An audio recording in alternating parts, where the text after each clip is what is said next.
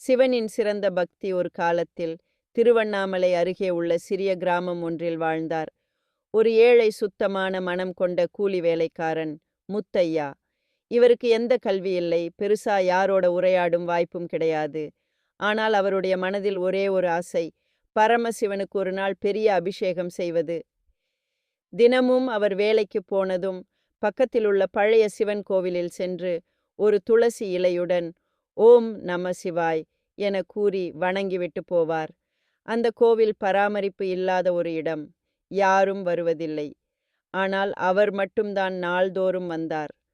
ஒரு நாள் முத்தையாவுக்கு வேலை கிடைக்கவில்லை, வயிற்றில் உணவில்லை. ஆனாலும் அன்றும் அவர் கோவிலுக்கு வந்தார்.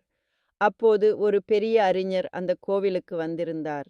அவருடைய விழி முத்தையாவின் வணக்கத்தை பார்த்தது. அவர் கேட்டார், நீ எந்த வேதம் படிச்சது? எப்படி சிவபக்தி நெருக்கமா உன்னில் இருக்கு? முத்தையா சிரித்தார்.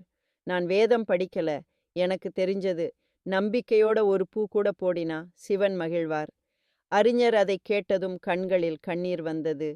நீதான் சிவனின் சிறந்த பக்தி, உன் உள்ளம் சுத்தம், உன் பக்தி வடிவேலான வழிகாட்டி. அந்த நாளிலிருந்து முத்தையாவின் வாழ்க்கை மாறியது. பக்தி உணர்வால் திருப்தியடைந்த சிவன் அவர் வாழ்வில் அமைதியும் அருளும் வழங்கினார்.